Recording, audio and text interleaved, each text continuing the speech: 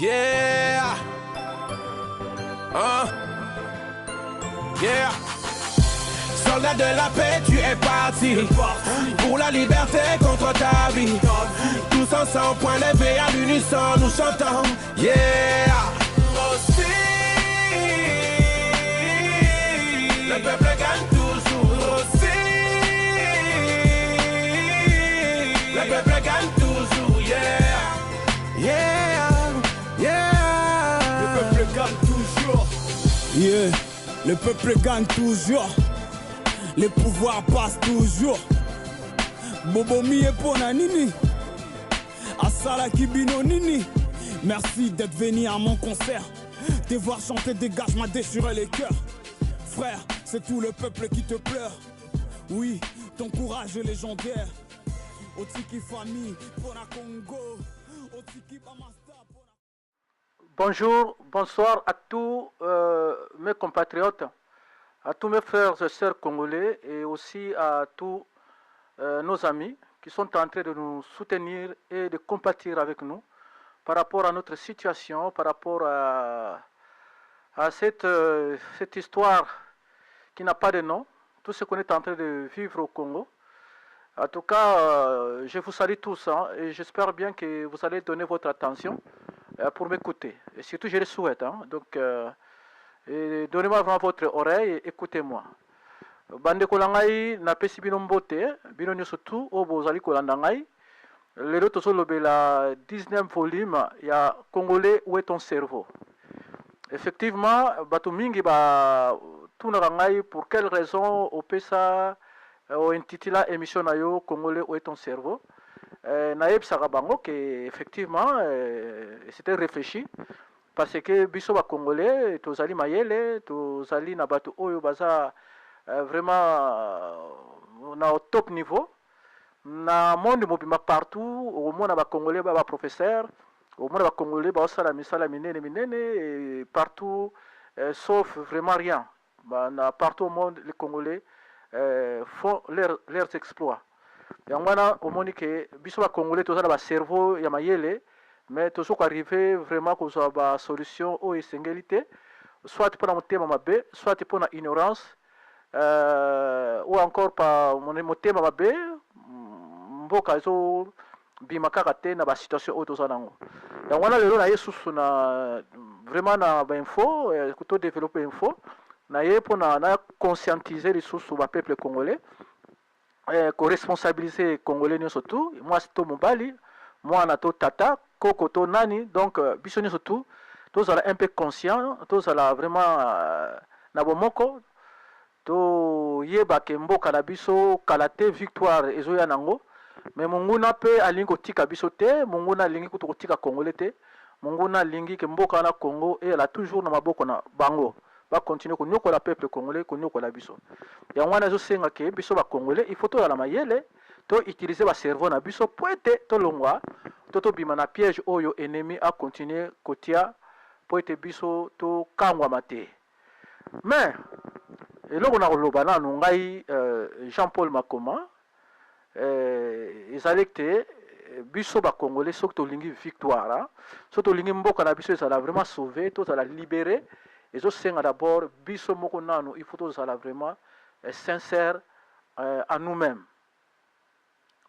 Donc biso moko tozala conscient et tozala vrai tozala correct à nous-mêmes ou bien entre nous faut tozala vraiment sincère parce que apparemment tozoyeba na biso susu te ke mboka ngo eza occupé mboka eza na maboka bapaya ke ezosengela ke mboka ezala sauvé mais c'est comme si tokomi na biso koswanaka biso na biso tokomi kowelaka na biso ki babase soki banini but na biso c'est comme si tozali koyeba susu te parce que na période oyo ya campagne électorale oyo yali ke ozosala bacampagne de gauche à droite mais tozali koremarke peuple congolais bali babosani to bazali koyeba susu te ennemi eza nani biso na biso tokomi kobwakela bambwakela donc ça c'est pas évident parce que ennemi ezali la Kabylie et surtout ezali dauphin na ye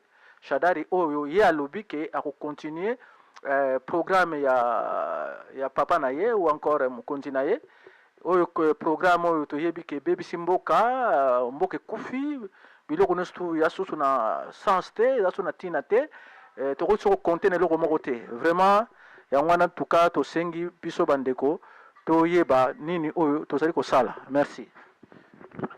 Biso bakongolais il faut quand même toyeba nini tolingi parce que apparemment tozoyeba susu nini tolingi te faut toyeba ke ennemi na biso ezali Kabila na système na ye na dauphin na ye biso na biso bakongolais il faut tozala bo moko toyeba vraiment kosala quelque chose pour mboka wana ezala sauver po tokomi na biso presque na frontière mais quelque part c'est comme si tolingi na biso liberté en côté.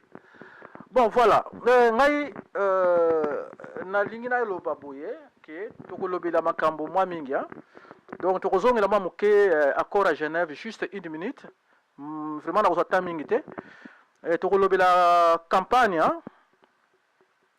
oyo ezosalema par rapport ya ba leader oyo tozomona oyo baza visible ezali Fayulu, Félix et puis Naye Shadari. To mena ko lobela na makambo ngo ya campagne ngo. To ko lobela news to ezoleka. To ko lobela situation ya nini ya dépôt oyo baziki sikuna na Kisasa. To ko lobela na makambo oyo ezolo masiko oyo ke Fayulu ou encore lamuka endimi na machine pendant que baza ko boya tokolobela pe sur nini réaction à la communauté internationale pour bango nde mutu mo boy baluka ba problème kuna na Congo mais bazolo banini par rapport à oyo no sozoleka et puis tokolobela lelo professeur Jean Mbele à lobby a pesi ordre batu babima. Donc na osenga attention na bino bola nanga bien et puis à la fin tokolobela pe ba divers par rapport à makamususu oyo biso ba congolais to bossa na kanoki parce que mwana semi azoka na sauter moto pe azolobela ete to bité soki akufa to azali alors aika quand même moto oyo azako défendre mboka marqué pe berer mais abunga congolais abossana moto alobela kaye ala sauter donc tolobela pe makambo na mwana semi en même temps to succès na biso ba diaspora comme d'habitude. Alors, frères et sœurs, comme je venais de dire, nous devons être sincères à nous-mêmes, donc nous-mêmes les Congolais. Si nous voulons bel et bien que notre pays soit sauvé, nous devons être sincères et conscients entre nous. Parce qu'apparemment, il y a toujours des excuses. Pendant que ce qui faut na zonge la sous le cambo oyo ya Genève, accord à Genève, bandeko, to matato kita, ma soki se sopani et sopani, balorotango sous-te. Seulement, ngai Jean-Paul Makoma, na le bien ngai Jean-Paul Makoma, sans influencer les autres, mais je vais être sincère en moi, selon ce que moi je vois, et selon ce que moi je puis analyser. Frère, ces sœurs naba oyo bazolobake mukolo oyo basalaka vote ou baponaka candidat commun à Genève ba j'ai salemaka ya le système ya tribalisme bimaki wana makame bele oyo ezolobaka bande kola ngai ezala Fayulu ezala Félix ou encore les autres Kamere Moïse Matungulu Mozito et Mbemba, donc les 7 qui étaient là, moi na moké azalakite. Moi na moké azalakite, vote salemaki ndenge salemaki, ba consensus na bango ba bongo ba yokanaka ti komike ko ba vote wana bango moko bazalaki po ba mikolo. Maintenant ils ont le baka ke ono po ba mona ki Fayulu mutabandunu batabandunu ba ki semi satu yangwana banini. Mais il paraît que c'est ça aussi que Moïse alors qui peut que peut-être il y a influence, il y a tribalisme ou il y a régionalisme. À la fin, il y a quand même pas bandé la banine. Moto a pekisaki, a linga qui te et la bongo et Félix. Félix, c'est quelqu'un qui a un bon cœur.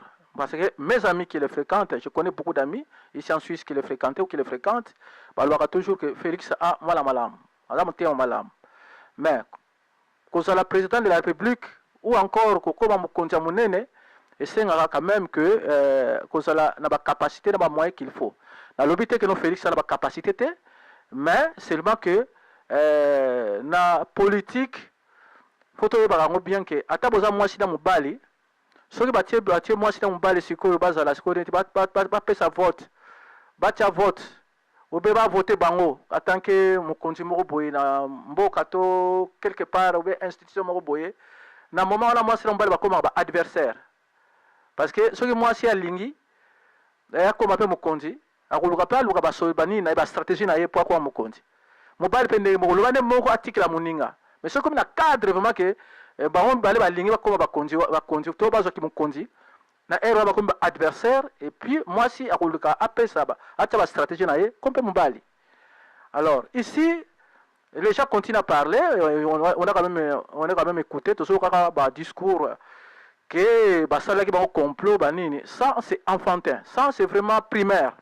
S'il vous plaît, parlons comme des grands. Alors ce que Félix andima kiango ou encore bamisusu bandimaki que Fayulu Mutu Azali akozala candidat commun na bango et par après ils changer na bango, c'est leur droit, ils sont libres. Mais seulement que ils ont l'argument mogoté comme excuse que non, bah ça là bango complot. Parce que possibilité est là qui pas bongisa, mais yé moko Félix ou mutalobi Moïse que Félix mdaboyaki. Donc moi je pense que s'il faut donner des arguments, donner d'autres arguments. Mais cet argument-là ne tient pas parce que ce n'est pas vraiment évident à ce niveau-là, comme leader politique, de donner ce genre d'argument. Donc j'espère bien que Félix, tel qu'on le connaît, que c'est un gars qui est vraiment sage, intelligent, qu'il malgré ce qu'on est en train de dire de gauche à droite, qui n'a pas de diplôme, c'est quoi ça, je pense que c'est un gars qui peut faire quelque chose si aujourd'hui il est voté président. Moi je ne suis pas contre, hein. Moi, je suis clair, je soutiens Fayulu. Je soutiens Fayulu pourquoi? Parce que pour des raisons que j'avais déjà données, c'est un gars qui est propre, c'est un gars qui a un CV bien rempli, c'est un gars qui est conscient, c'est un gars plein de valeurs et de principes, c'est un gars que je trouve qui peut être un bon président pour le Congo. À cause de ces trucs-là, alors c'est pourquoi moi, je dis que je continue à le soutenir. Je continuerai à le soutenir. Avant même qu'il soit choisi comme candidat commun, moi je le soutenais et je souhaitais même qu'il soit lui le candidat. Comme j'avais dit l'autre fois, c'est ceux qui suivent mes émissions, l'émission volume 11, j'avais parlé de Fayulu. À ce moment-là, il n'était même pas, personne ne pouvait imaginer que Fayulu sera choisi comme candidat commun. Mais malheureusement, au jour d'aujourd'hui, les choses se disent de gauche à droite. Et surtout, les gens, ou encore les Congolais, d'autres Congolais n'arrivent pas à lire les signes des temps. Alors, si Fayulu a été choisi comme candidat commun, ce n'est pas un hasard. C'est un peu de réfléchir. Moi, je pense que même lui-même, Fayulu était surpris. Lisons les signes des temps et comprenons ce que vraiment Dieu veut faire pour le Congo. Raison pour laquelle vraiment, loin de là, moi je ne suis pas du Bandundu, mais seulement ce que je dis, c'est ma façon de voir des choses et la façon aussi de voir des choses de tous les Congolais qui aiment ce pays. Alors, maintenant, le temps est arrivé où nous devons vraiment vivre, encore être unis, de manière que la Kabylie soit anéantie totalement et ce système puisse partir. Car il y a possibilité maintenant, parmi les candidats de l'opposition, s'ils veulent bien que ce pays soit sauvé, et s'ils ont vraiment les soucis de notre pays, en tout cas, possibilité d'aller au Canada Bongisa. Parce que, cause la président de la République, ils ont une finalité. Et tout le monde a le président de la République, le ministre comme président Nambongo. Donc, surtout l'Ingimboka, que le peuple l'a sauvé, que pour que sa Kabylie chance, en tout cas, possibilité, il y a Bongisa et Zali. Parce que, ce qui est là, par exemple, pour n'habitude à un miracle, mais c'est possible. Pour miracle, puis que Félix, parce que Bahoum va l'on accord, balobi que pour la bien boca, tous sont en accord. Je pense que Félix a marqué histoire. Son nom sera écrit dans tous les annales du monde entier. Félix va kolobele koleka Lumumba, koleka Kasavubu, koleka Mobutu. Ce qui va arriver koyokana, ce qui va arriver ko réfléchir de la sorte, Félix a marqué histoire.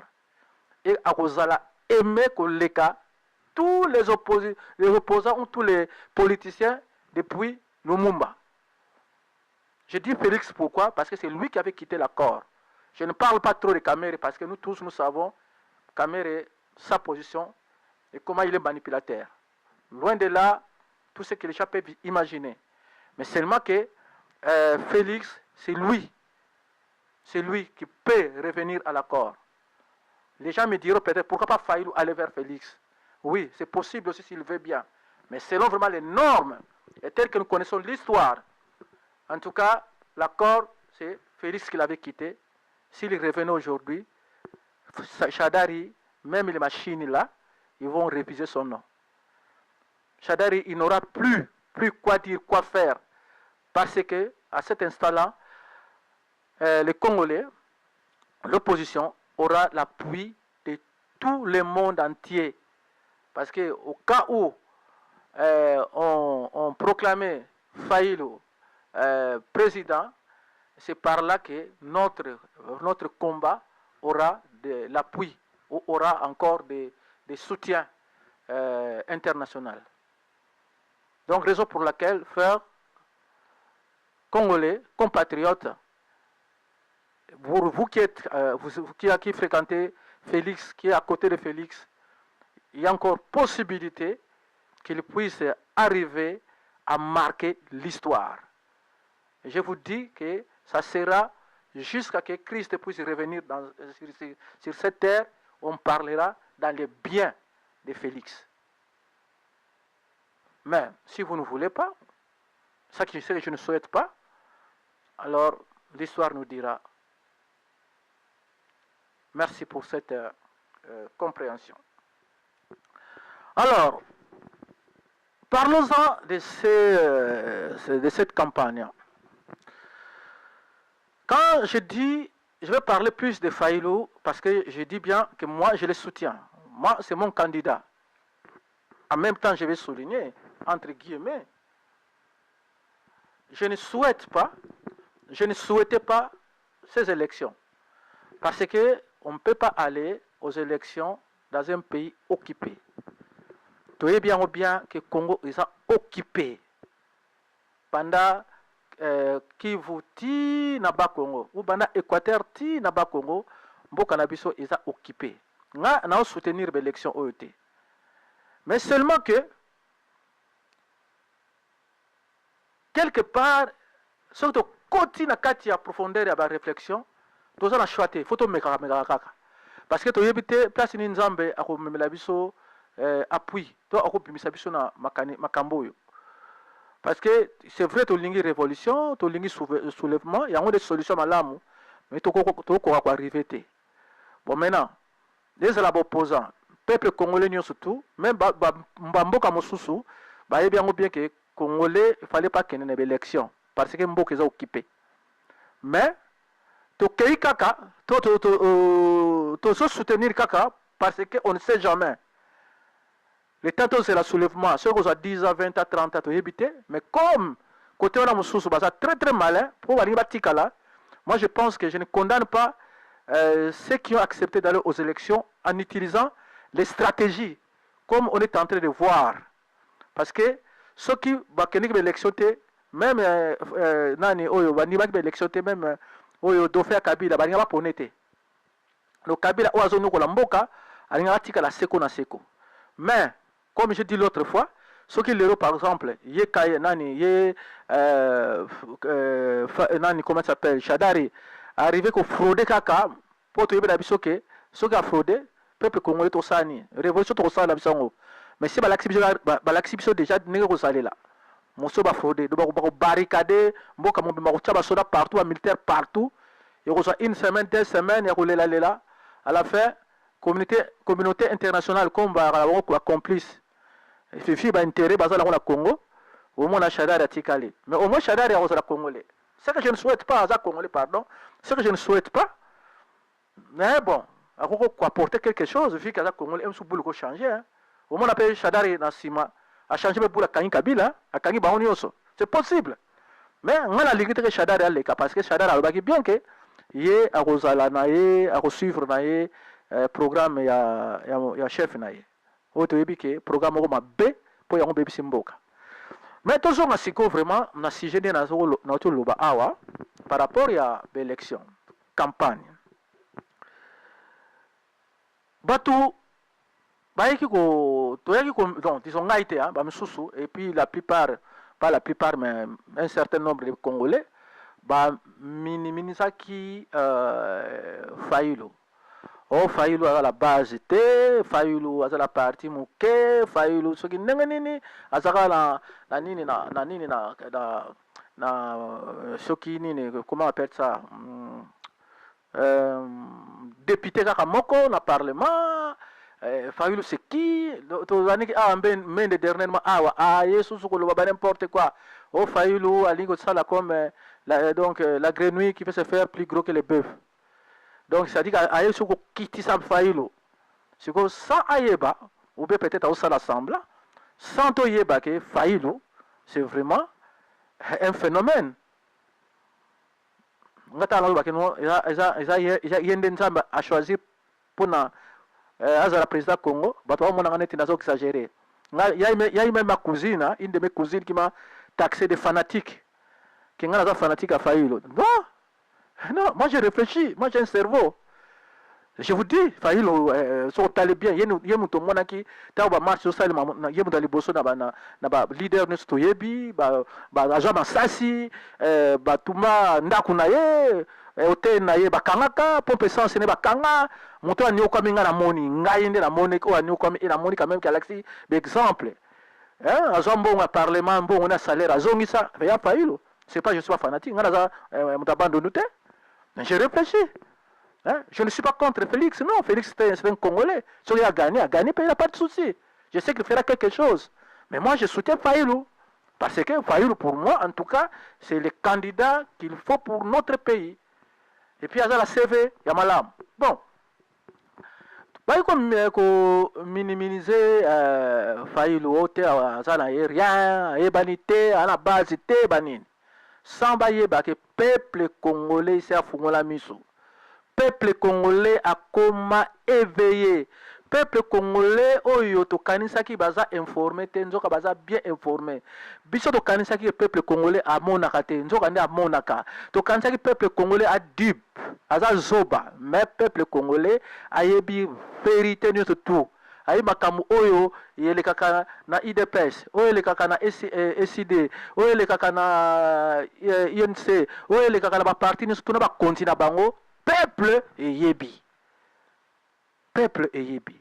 Donc bango kanisa yike peuple ayari informé nzoka peuple yebi makamu nyonso tout ndenge zo lekela la mboka. Ba yebi ba rare avec comportement ya nani ya Fayulu, bayebi comportement ya nani ya Kamere, bayebi comportement ya Shadari, bayebi bakamuna bango nistu peuple yebi. C'est que malgré ba manipulation, malgré ba influence, malgré ba mbongo pour campagne mususu wana pesa campagne azo pesa ba mbongo croire que peuple congolais ala zoba. Peuple congolais azo pe mbongo allié mais bazo yembaka ba lo ba pe ba voter bango yete. Frère, dans l'hôpital, cela quand même correct à nous-mêmes. Comment pouvez-vous m'expliquer ça? Fayulu, avion ba boya. Ba pêcher avion mon route, avion route ça on jet privé sur il y a 6 places, sur il y a 8 places. Fayulu, azo ça la campagne sans ma t-shirt, sans bongo parce que ba permettre à quitter. Voire même nani chargé ya communication azate maiba filmer ezate bato bazo filmer kala ya ba peuple parce que na avion moi bato so bakota ezate mais Fayulu o babengi fief ya Kamere donc le Kivu parce que mo kalba que kuna deux fois te yemoko motako lobana ye akwa comparer na Kivu kuna azate mais Fayulu akei na Kivu kuna o ya le fief ya Kamere mais biso tous à la conscient tous à la vraiment sincère à nous-mêmes tout monaki comment Fayulu bayambiye na fief ya Kamere voire même que ba ridiculiser Kamere na Beni bato ba yiba pesa meeting bato zo yema bango Fayulu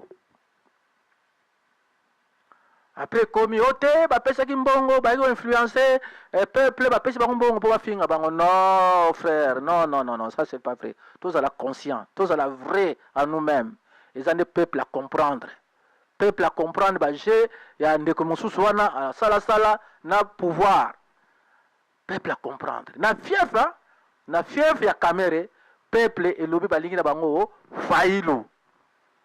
Maintenant posons-nous une question, est-ce que pour vous c'est un hasard? Pour vous c'est un hasard? Vous pensez que non, et c'est vraiment hasard. Et elle a dit que non, il y a solo Fayulu la pesa qui mort. Il y a Fayulu qui il y a pas mazo pesate. Ah parce que hasard ngai. Nazoko lobake vraiment Fayulu o yali ke alakini na base te, ayeba laki na yete, azaka na député moko na parlement, o ya autobima sika parti politique muke, vraiment pona bino Fayulu na fief ya Kamere, mais Fayulu arrivé quand même ko changer donne ya bateau Fayulu bazo yemba ye partout, voire même que na misu ya Félix na misu ya Kamere yemoko bande kwa kuna oyo bazalaki ba fanatique ya Kamere mais bayembi na bango Fayulu to voter Fayulu na meeting ya Félix na Kamere.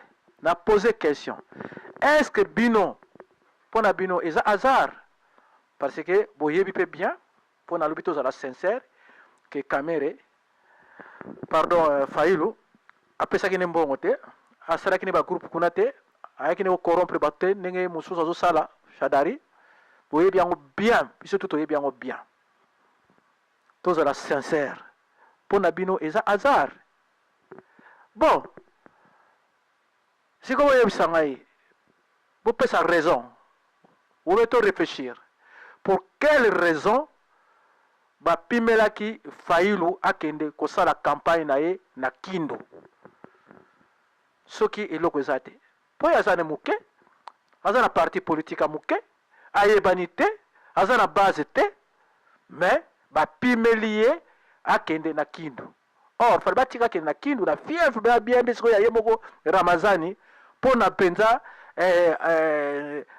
balakisa bango Fayulu alingaka lakisa bango ke ye azali moponami ya Nzambe alingaka ko confondre Shadari alingaka kozala ridiculiser kuna po donc même ba petit frère ne ba cousin na yo aramboka kuna batata mwasi na ye ba nièce ne ba na Kindu balingaki balandara bango Fayulu parce que Fayulu c'est le choix de Dieu. Croyez-moi, je ne suis pas fanatique mais je vois, j'ai une vision, j'ai une tête, j'ai un cerveau. Pour quelle raison ba pimelaki Fayulu akende na Kindu kosala campagne na ye soki bido bomone azana ye rien. Peuple congolais, utilisons notre cerveau, réfléchissons, ne soyons pas vraiment des insensés, non. Cherchons frère à lire les signes de temps. Et ça hasardé. Na fief, avec la fief, il y a Kamere, Bawololi Kamere. Shadari, moto azomona moto pamba moto moke oyo aza eloko te ole kuta tika ye akende na kindu mpo alakisa force na ye mais acomprendre abi type oyo azali biasho ya nzambe nga komi nanga diabolo malamu na boya siri te na kosambwa. Frère, attention, soyons sincères. Nous voulons que notre pays soit sauvé. Nous voulons que le pays soit sauvé. Soyons sincères à nous-mêmes. Failu, babo ya kende kindo, akena iwapi, abio, na kita na shaba. C'est-à-dire na katanga. Akomi kuna, bido wolubika mwana moke, azana parti te, azana député te, azana base te, kuna, babo ipe apesa meeting na ye, babo ya sala campagne na ye. Alors, bilo obo yebi mingi, hein? Bilo mutu yebi mingi. Bilo bo monike ote ye shada dani Fayulu ane mutu pamba, aza rien. Siko bo yebi sangai pour quelle raison? Pona nini baboyaki. Baboyaki akende kosala campagne na ye kuna na Katanga et particulièrement na Lubumbashi. To monaki ba soda ndenge bazo beta ba massage. To monaki ne ba panza batu na maya moto. To monaki ne ba bwaki ba bombe lacrymogène. To monaki. Sikoyo pona nini ndeko na ngai. Réponse yali ke Fayulu azali yende nzambe apesi biso ko mukonzi ya Congo. Sikondi ka biso to comprendre. C'est to comprendre ngo premier na ngote. C'est to comprendre bo monaki makamoto kene facile. Mais côté Moussoussou, c'est vrai, communauté internationale, va utiliser le Rwanda, le Burundi, le Tanzanie, le Ouganda pour venir collaborer avec les Congolais. Premier, mais c'est quoi, va faire une réunion pour être, va faire une stratégie, va diminuer, tout va bon Fayulu. Va faire une réunion. Autre Ouganda qui bisonne sur tout ngana yo ozo kangai. Réunion Israël qui oyo audio tambula qui n'a pas net. Tout l'anda qui. Est-ce que là qui peut pas Rwandais? Ok, il y a Congolais, et vice-gouverneur ou gouverneur Katanga, il y a un président, président réunion, partout, Fayulu, hein? Bino, FCC, tu as surpris de 167 parties. Mais pour dire que tu as un makelele. Tu as dit non? Lobby dans Fayulu, la commune de Lubumbashi, Babo a fait sa meeting. Si tu as un mokango, ou azali sur la grenouille qui peut se faire si grosse comme le bœuf. Il y a comme le bœuf en sol alors. To sosola ndeko, to sosola. Botika hypocrisie, botika fanatisme, botika tribalisme, botika régionalisme. To zala la bomoko ba congolais ceux qui doivent la soucia peuple. Ba signe nyo so tout ya temps et zo lakisa et zo prouver que moto oyo par élection ceux qui sont crédibles o le loi cause la président ya Congo ils a Fayulu. Parce que ba to mususu o ba sa la campagne partout, ils ont les cas bien. Ça va bêta bangote, bazo baka bombe lacrymogène, tout se passe bien. Pourquoi kaka o ba bengi soki mwana mutu o ya mutu pamba ou aza petit, il sera comme sur banque sabino. Alors ce que sur banque sabino parce que boyebi. Alors peuple congolais, que tu sois du Bas-Congo, de Kasaï, Bandundu, Équateur, Ozaïr, Kivu, réfléchissons et soyons sincères à nous-mêmes. Soyons sincères à nous-mêmes. Le pays a besoin d'être sauvé, d'être libéré. Et on a besoin que les choses marchent. Et pour que les choses marchent, l'unité fait la force. Et moi je pense que pour ceux qui ont quitté l'accord de Genève, ils doivent réfléchir deux fois.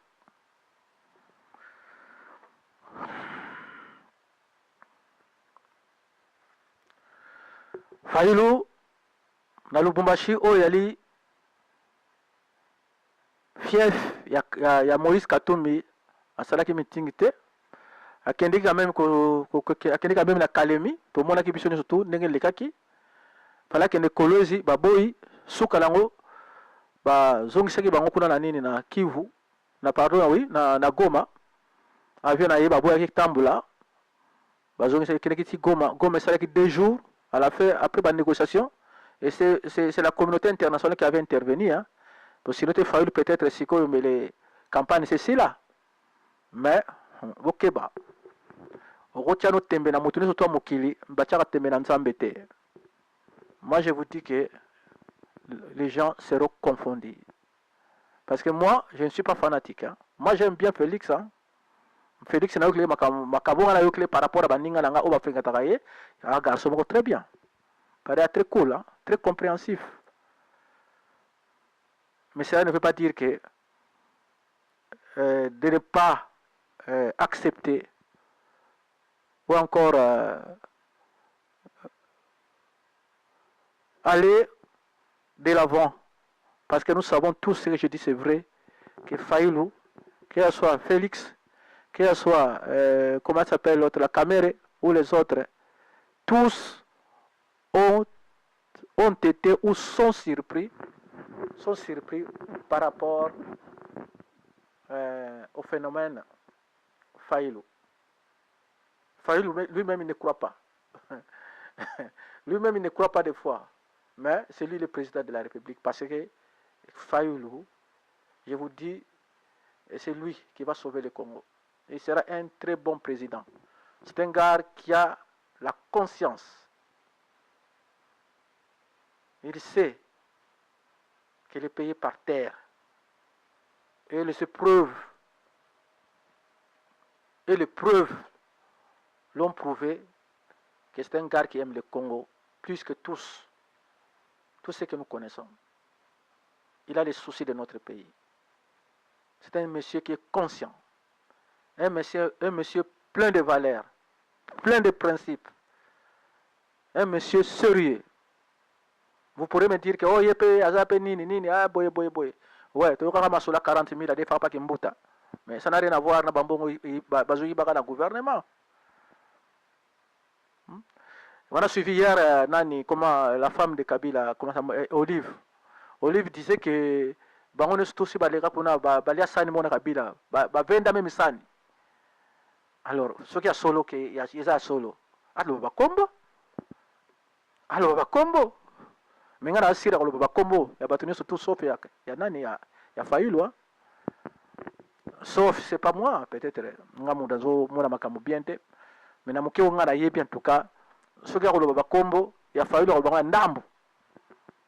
Mais les autres oh. Bon. Alors le baso qui Olive alingi peda que Shadada leka pour le peuple comprendre que non voilà ba mususu la bopoza mususu wana ba on peut balia kala Kabila alo ba kombo so ka ba kombote ça veut dire que alinga mbouye bateau ya yebi ba obalia ka mbongo na obalia ka mbongo te mais en tout cas na sir que na ba bateau ngo Faïlou azate. Alors frères et sœurs compatriotes congolais, notre pays est dans une position très délicate. Ce qui biso ba congolais tout salé le côté et cause la passe. Il est vrai que la communauté internationale est quelque chose. Wana eza solo raison pour laquelle d'ailleurs ba leader ba ngomoko va continuer ko loba yemne ki yebo Faïlou que oh non en tout cas communauté internationale fait ça quelque chose parce que voilà de gauche à droite ba kamondiso bimaka et c'est vrai communauté internationale ce qui ça quelque chose la solo pour moi on a fait changement mais seulement que réalité est à moko ce qui te continue à compter na communauté internationale tu as la biso dessus. Pourquoi je dis ça? Parce que Batouana peut intervenir. Il faut bien baser la sur choité. Donc, dans le moment où c'est fait que banda docteur Mukwege a salaki discours wana, bah comme il devait un fait accompli. Bah sur choité. Mais il faut et activer en ressources pour être pas me ressentir quelque chose. Parce que pour la bango, bazo talaka ba intérêt na bango. Bandeko, moni ba mindero to monaka. Ba mayele. Bango au moins batalaka intérêt à peuple na bango tellement ba intérêt eza ebele eza énorme pour na Congo bande ko eza difficile to compter na communauté internationale parce que Kabila sa brada mboka wana ateka mboka wana pour dire seulement que communauté internationale pour la Sony ou pour baza sur la chate bako intervenir soki to amplifier, to activer makambo mosusu neti ba soulèvement populaire, neti par exemple Félix ou ba opposa ba yokani, donc c'est-à-dire Félix na Fayulu ba yokani, Lamuka na Cash ba yokani. Okomona ke soki ba ko proclamer que Fiadari président, en tout cas communauté internationale elinge lingate ba ko intervenir. Mais ce cas to que la position ne to kendele et que bon c'est la communauté internationale ko intervenir pendant que Kabila kuna zo sala plan na pour ba proclamer mutu na bango président. C'est vrai, peuple congolais ko revendiquer et ko bima balabala mais boy bango bien que ici ba l'accès déjà exemple par rapport à Fayulu dans Lubumbashi. Bon mona bino ba tcheki ba soda ba barricadé partout, 3 morts et beaucoup de blessés. Et on a la même chose mukolo ba ko proclamer Shadari président. Wana ma communauté internationale wana et ko loba lango et ko intervenir na ndenge nango et ba ambassadeur ba ko soki nini une semaine, 2 semaines, 3 semaines, 1 mois makamilali. Type ou mona kaka oh non, tondi makaka po boyebi bien ndenge le kaka Serambemba na 2006, boyebi bien ndenge le kaka na 2011 par rapport à papa Tshisekedi que son âme repose en paix toyebi. Alors pour être comme à niveau à la tête, Félix Moutafaïlo et les autres, botala intérêt ya peuple. Mais n'a pas intérêt à peuple talema bien, bozong en accord. Bon ke Shadari ici, ma Kabila ngo na minduki nango dokuma minduki ngo beta nango sauter parce que na air wala donc na moto beta munduki au mona baki non awa, ça ne sert à rien. Au mona ba ko lema bango moko bakimi. Mais to pesa bango moi espace de sous-sauter, s'il vous plaît. C'est possible. C'est possible. C'est possible. Bon. Nena toloba, Fayulu, Baboyaki, asala meeting naye, à Lubumbashi, à la fin, azongaki, Otamboka naye, donc na région naye, na Bandundu, tout monaki, Babilili, qui quitte Bandundu et partout à Leki. Et tikali naye akende ba Congo na Kisasa. Toi que mercredi on a Kisasa. C'est bon, c'est bien.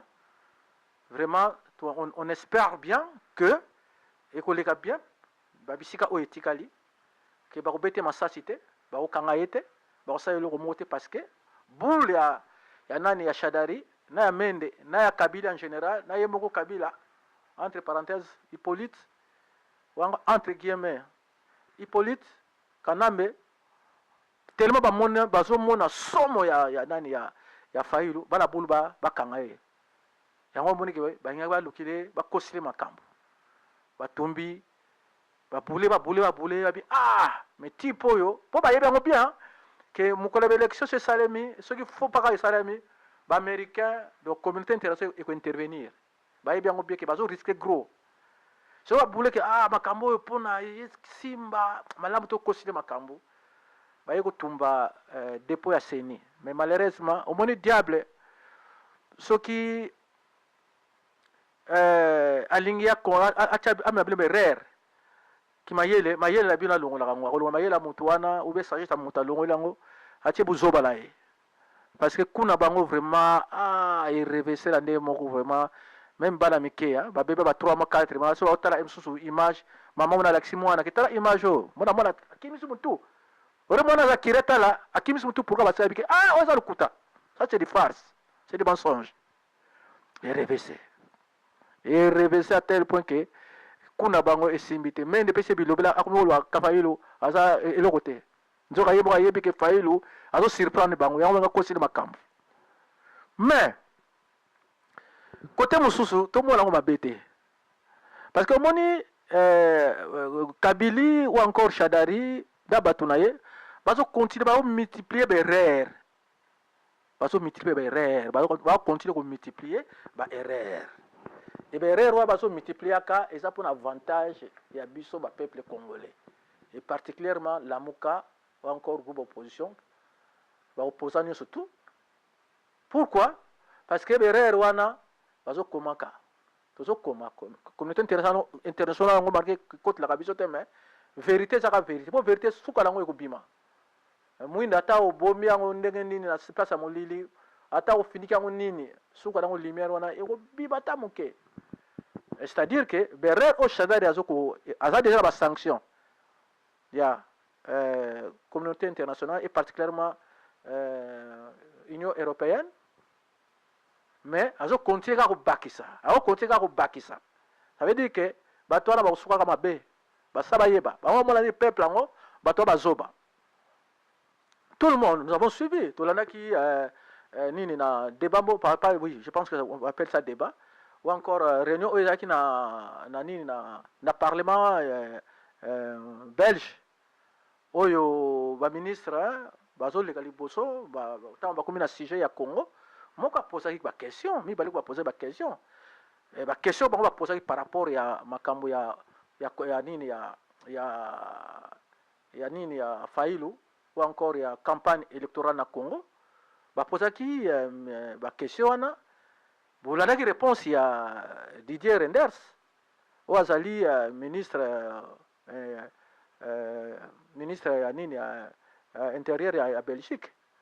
Bolaki réponse na ye malgré réponse qui claire te parce que moto apozaki baquestion qui claire alobi ke botala makambo ekala Congo injustice babeti Fayulu masasi kuna bato basasi kuna bakufi na campagne na ye na Lubumbashi babakende na Kindu abokende tozomona pe ndenge Fayulu azoko évoluer bino bolobi nini. Reynders alekaki liboso apesi réponse na ye, réponse na ye ki mwa clair te parce que abi que non makambo na teli ba congolais nzoka netali bango, mais après quand même ba ko lobake oya ko sala berere oya ko sala oya bomi bato na oya ko boma susu bato ne swala ba za poursuivi yo ba quand même banani ba yebiango menda yebiango shadari pa yebiango. Donc bande ko langai berero bango bazo sala ka ko boma ka bato ya ko tumba tseni mokili bombe yebi ke za lukuta. Maintenant baza na boule bakanga siko ba kosila siko bakambo wana na mutu ya Lamuka ou encore ya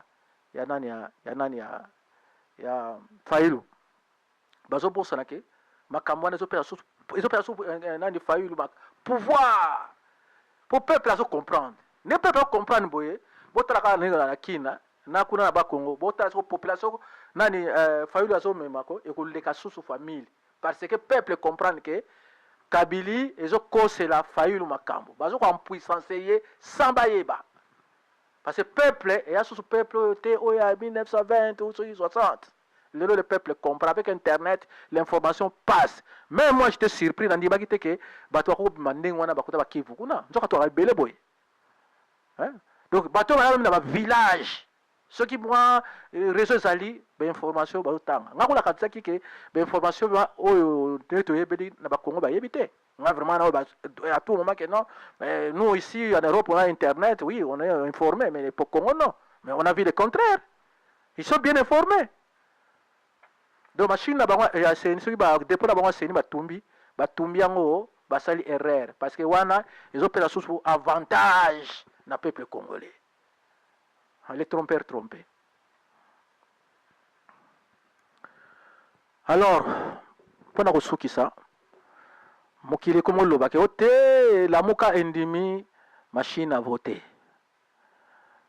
et comme nango swana biso batakasha bitolo tolobaki ke faut machine à voter to kene élection avec machine à voter bino boboyaki siko koma bozongi bondimi bomoni siko ke bino nde mutu bolaki nde complice na Kabili parce que biso tolongaki me bolobi lobi n'importe quoi boni sikoyo bandeko na lobi bien tous à la sincère en nous-mêmes.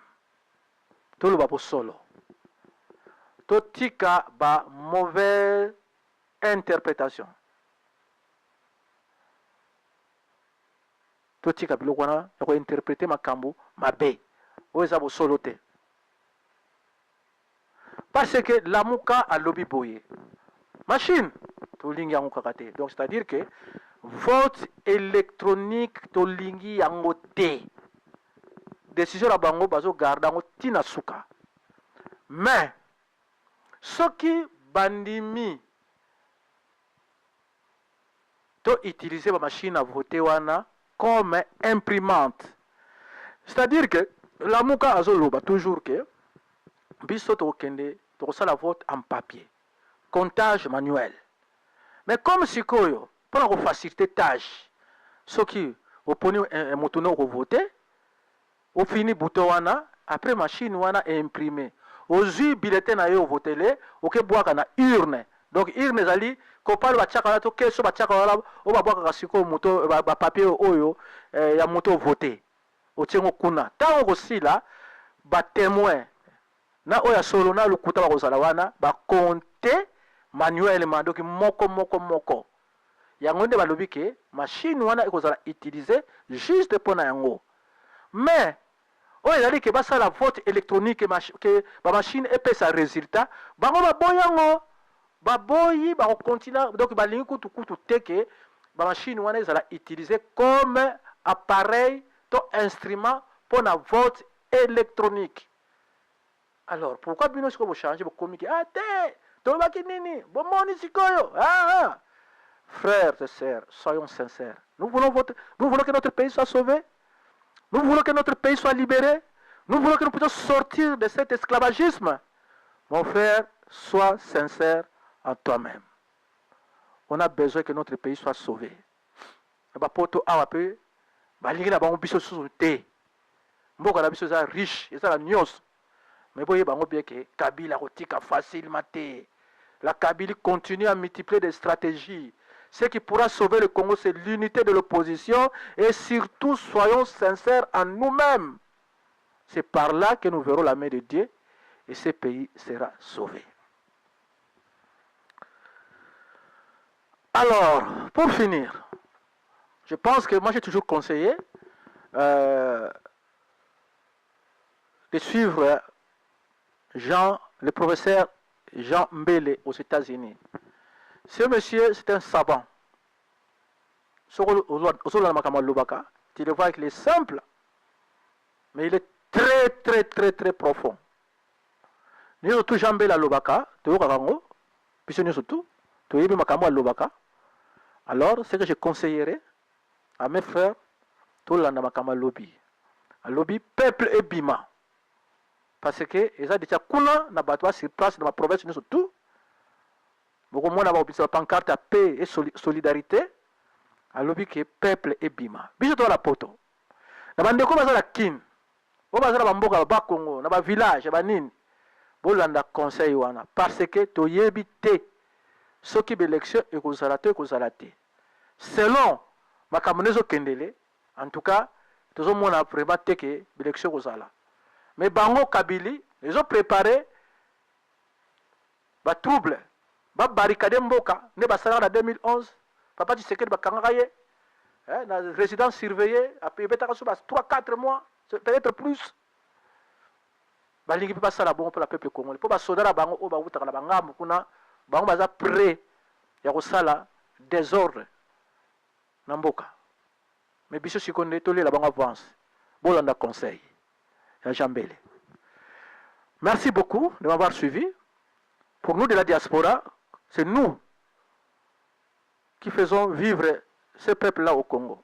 Biso mto pesa bango mbonga kolia. Totinda ba mbonga kolia ya ba classe ya ba hôpitaux.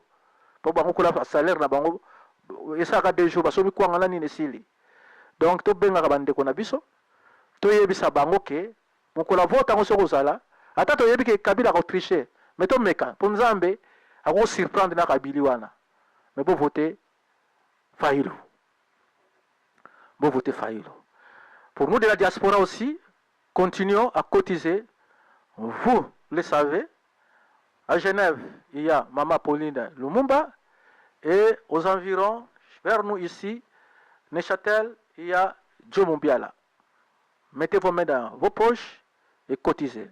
Cet argent servira, cet argent est en train de servir pour aider notre peuple qui est dans la souffrance au pays. Voilà, c'était votre vaillant homme, votre cheval de bataille, JP Mankoma. À la prochaine. Merci.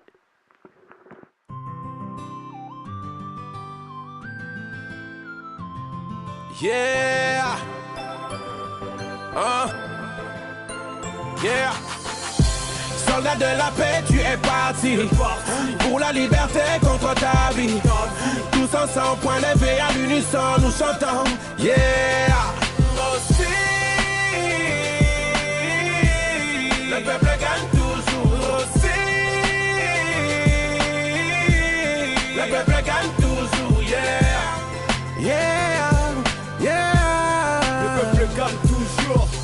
Yeah, le peuple gagne toujours, les pouvoirs passent toujours. Bobomi et Ponanini, Asala Kibino Nini. Merci d'être venu à mon concert. Te voir chanter dégage m'a déchiré les cœurs.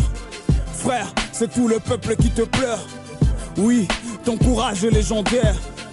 Otiki famille pour la Congo. Otiki Bamasta pour la Congo. Ke Okufi Pambate. Bakoselo Makambute. Ke Ozala qui voyouté. Tu étais responsable, assistant d'université. Oh, Bandanji la wetu. Mufachana nato. Bobel Vis.